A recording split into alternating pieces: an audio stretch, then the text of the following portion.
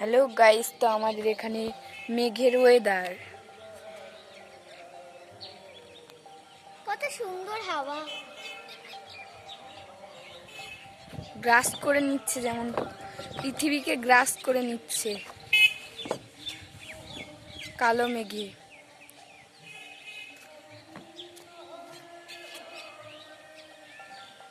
এবারে একটা রেখার মতন যাচ্ছে।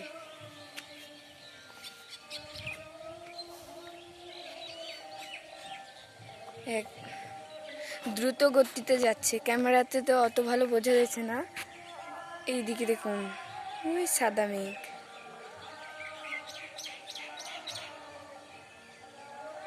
কত সুন্দর দৃশ্য। এখানে দেখো,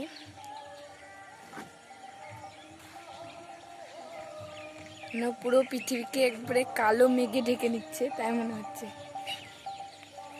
এইদিকে ফাঁকা হচ্ছে আবার।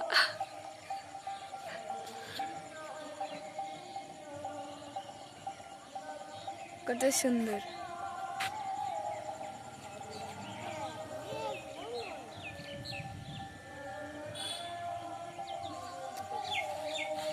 এইদিকে মেঘে ফাটল ধরেছে, এদিকে গ্রাস করতে করতে যাচ্ছে, আর এদিকে ফাটল ধরতে ধরতে যাচ্ছে।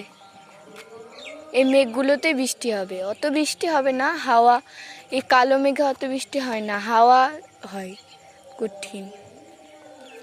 এই এই আবঝাবঝা মেঘগুলোই বেশি বৃষ্টি। আমাদের এই নদী বলছি, সরি, আমাদের এই পুকুরগুলো সব ভর্তি হয়ে যায়, পুরো মাঠ জল হয়ে যায়। এই দিক থেকে বিলের জল আসে।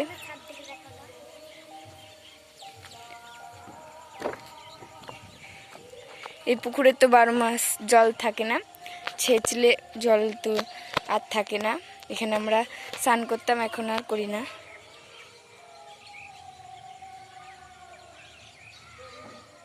পুকুরের জল হলুদ হয়ে গেছে।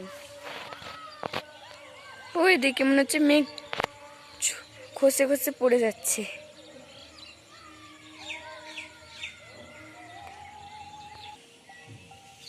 তো গাইস, তো তোমাদেরকে দেখাবো আমাদের পাশের বাড়ির ফুল গাছ।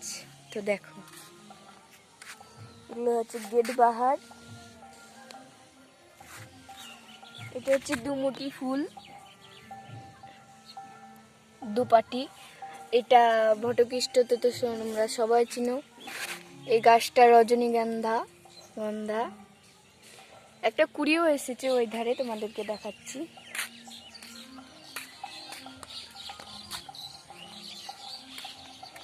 এই ফুলগুলো তোমরা সবাই চিনো আশা করছি।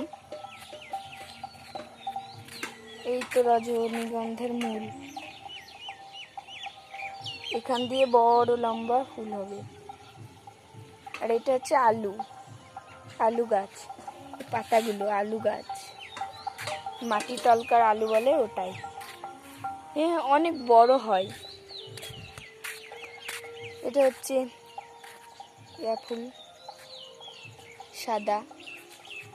তো এই গাছে ভুমলা চাকও থাকতে পারে, তো এখন লাগবো না। তোমাদের ওইদিকে ভুমলাকে কি বলে জানি না, অনেকে বলতাও বলে।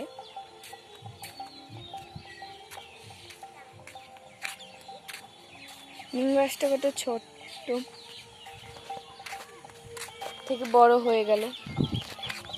এদিকে সমস্ত গাছ। তো তোমাদেরকে আমার সেই আগের দিনের ফুল গাছটা দেখাই। তো আমাদের বাড়ির সেই বাড়িটা সেন্টারিং চলছে, একদম মেলা তক্তা। তো তোমাদেরকে দেখাই।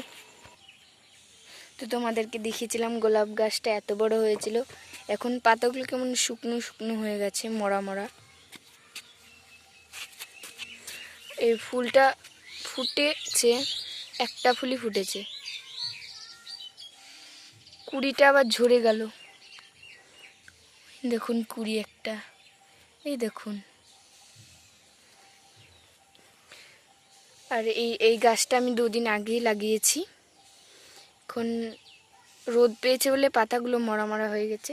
আর এটা বেলি ফুলের ডাল লাগিয়েছি। আর এটা তো তোমরা দেখিয়েছো।